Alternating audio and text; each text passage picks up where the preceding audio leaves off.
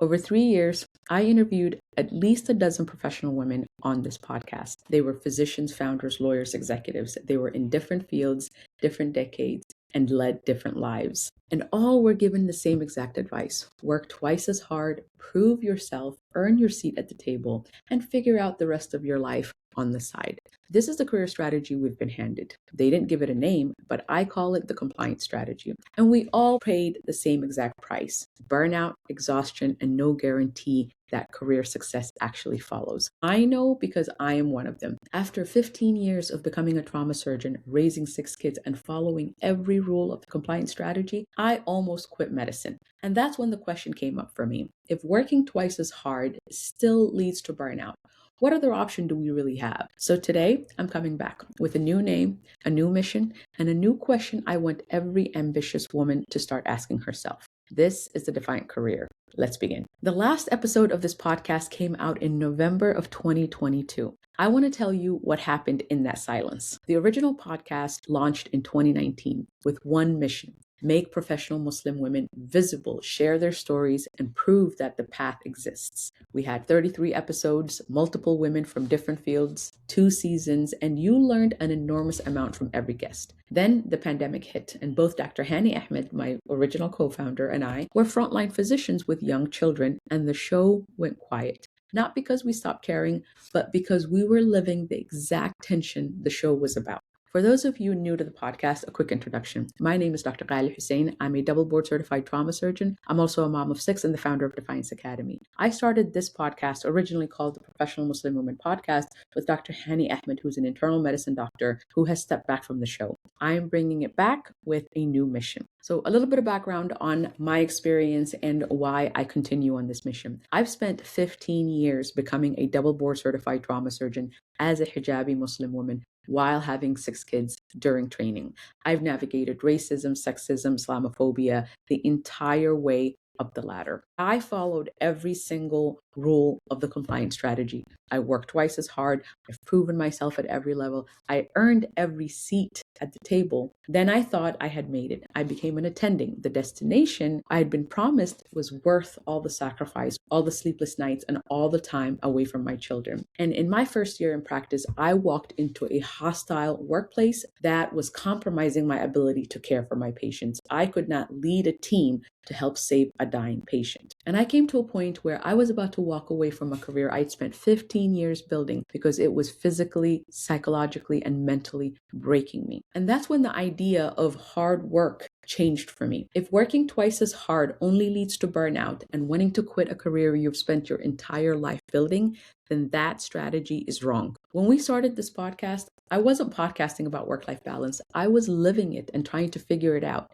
And that experiment was failing. Now, I could have written my own story off as one bad workplace, one unlucky outcome. But I had 3 years of interviews on this podcast from women across all fields telling me otherwise. For 3 years, I spoke with accomplished women from different fields and asked them how they built their careers.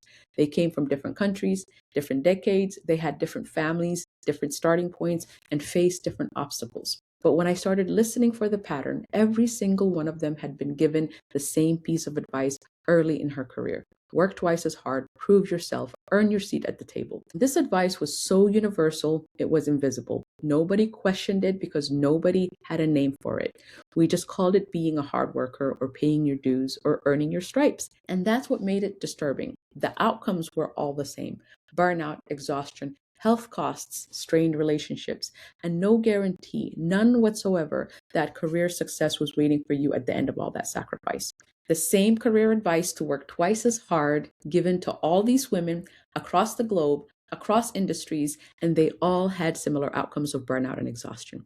That's not a coincidence. That's not bad luck. That's a strategy problem. And then, just as the momentum was building for the podcast and we heard from listeners who really enjoyed the content and new perspective, the pandemic happened. And both Dr. Hani and I got a front row seat to an amplified version of burnout, and the challenges we were discussing of being working moms stopped being theoretical. So the hiatus on this show wasn't just because we were busy. It was because the pandemic forced a stress test on every working woman's strategy at once. I watched it from the inside as a frontline surgeon, as a mother with 6 children who were being homeschooled at the time, and as someone running an organization. Dr. Hanny saw it as a frontline hospitalist. I watched it from the outside, in the data, in the headlines, and my sisters' and friends' lives. What the pandemic revealed wasn't new. Here's what we need to understand. The pandemic didn't show us anything we didn't know already. It just made it more visible. The advice we've all been following was never actually working. It was just hiding the cost. And that's what I now call the compliant strategy.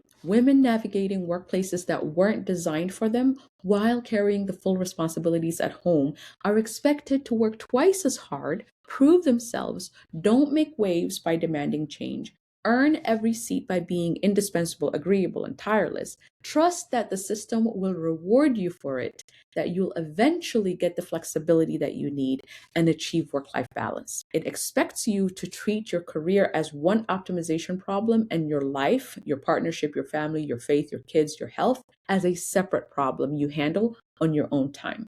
And so when we burn out, it's not a personal failing. It's because of the default career advice given to ambitious women that doesn't account for your full life. And most of us have followed it without ever questioning whether it works because we've never been given another option. The biggest problem with the compliance strategy isn't that it asks for too much labor. It's that it ignores your reality and forces you to split yourself in two, that your work life and your home life are two completely separate problems. But here's the reality. Every major life decision is a career decision, and every major career decision is a life decision. Who you partner with shapes how much risk you can take with your work. When you have children, how many children you have, and how you share caregiving, that shapes every promotion, every salary, every health outcome over decades. How you protect your health determines whether you'll still be in your career in 10 years. The compliance strategy pretends those choices are personal, separate, non-work. So women navigate them in silence and in silos, and they pay the price in their career anyway. That split is the lie, and it's the lie that breaks women. And the receipts, they were everywhere. We just had not been counting them. The pandemic showed the receipts at scale. Women left the workforce in numbers we hadn't seen in a generation. The ones who stayed paid more in sleep, in health, in caregiving they did invisibly on top of full-time work. But the receipts were there all along. We were just blind to them. I had a colleague who got into leadership and stopped seeing her kids. A senior surgeon who made it to the top and lost her marriage as a consequence. The lawyer who got partnership and stopped having a life. The astrophysicist who put her career on hold to focus on family but never got back on track. And the brilliant resident who burned out and left medicine entirely. And I almost walked away after 15 years. These aren't outliers. They're the expected outcomes of the compliance strategy. And here's the reality. The compliance strategy works exactly as designed. It just isn't designed for you to win. These receipts add up to something obvious in hindsight. The advice was never built to deliver what we actually want. It was built to keep us laboring inside a system that profits from our compliance and a society that profits us functioning the way we are. And this is why women feel like it's their fault. We've been told that if we work hard and stay disciplined, we'll get the career we want and the flexibility we need. We worked hard, we stayed disciplined. We might have gotten the career that we wanted, but not the flexibility. And so we burned out. So we conclude we are the problem. We're not the problem. The strategy that we've been given is. And once you can see the strategy, you can stop blaming yourself for outcomes the strategy was always going to produce. So if compliance is the strategy that's been failing us, what is the alternative? The opposite of the compliance strategy is not rebellion or burnout recovery or leaning in harder. It's not even technically ambition. Ambition was never a problem. Women have always been ambitious. The issue was that our ambition got handed the wrong strategy. The opposite of compliance is defiance, not loud defiance, not angry defiance, strategic defiance. Now, I want to be cautious with this word because it scares a lot of people. I had a client who waited an entire year to approach me because the word defiance scared her. It's almost like you're doing something wrong. This is not defiance for the sake of defiance. This is not defiance for the sake of breaking rules and fighting. So let me clarify this.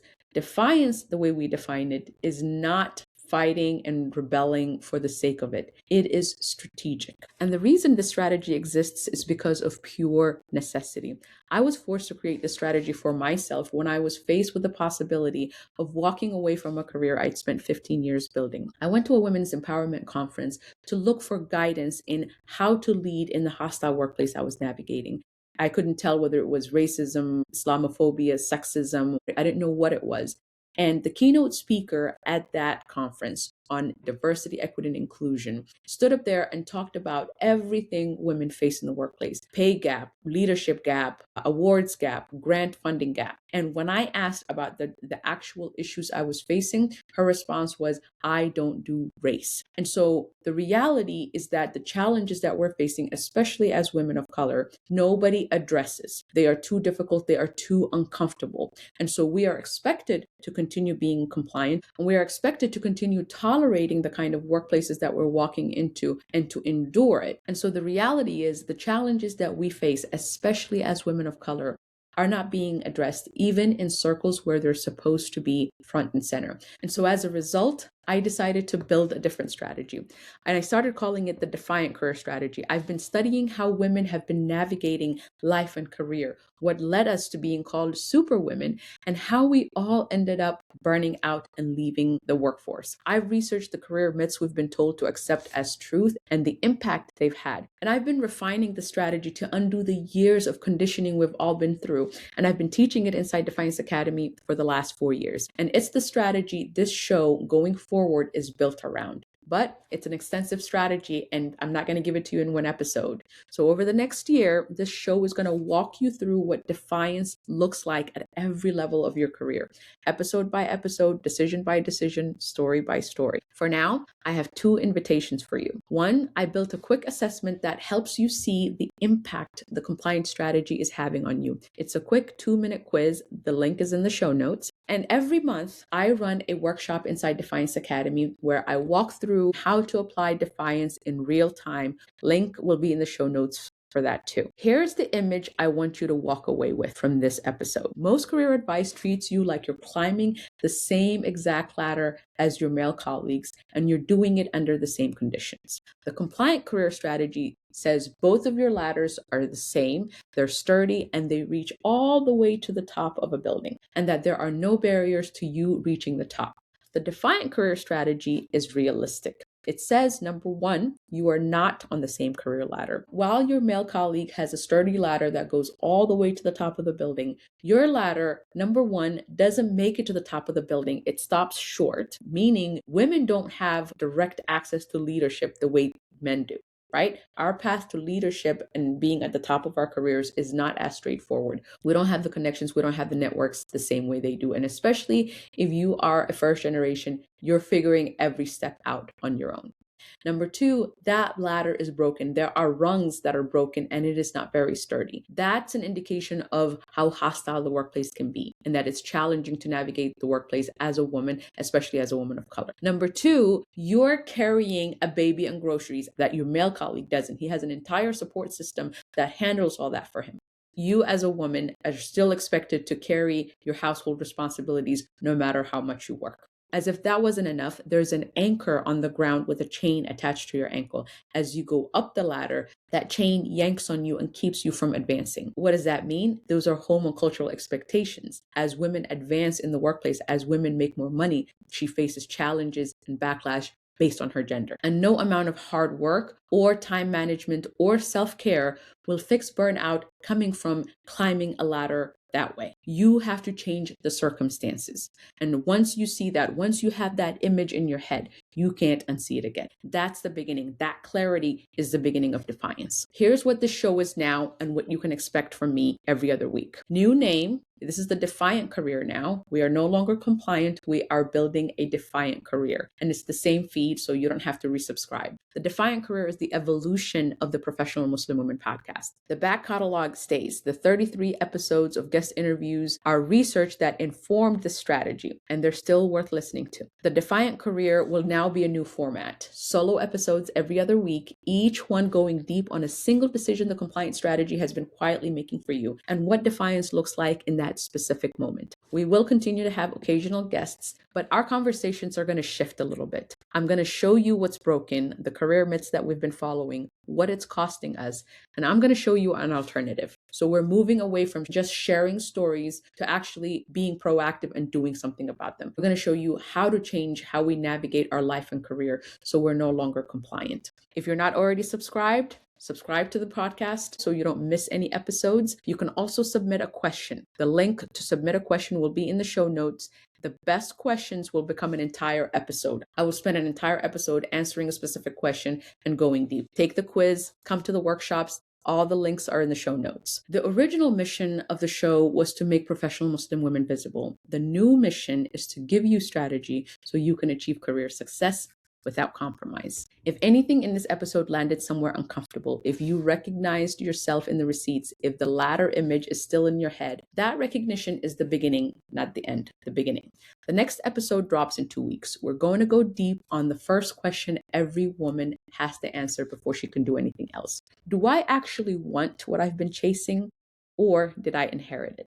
Until then, there's one thing I want you to do this week. I want you to notice the moments where you do the compliant thing automatically. You say yes. You do something because you think you're supposed to. Don't try to change it yet. Just notice. That noticing is the first defiant act. Everything else will get built on top of that. I'm so glad you're here. See you in 2 weeks.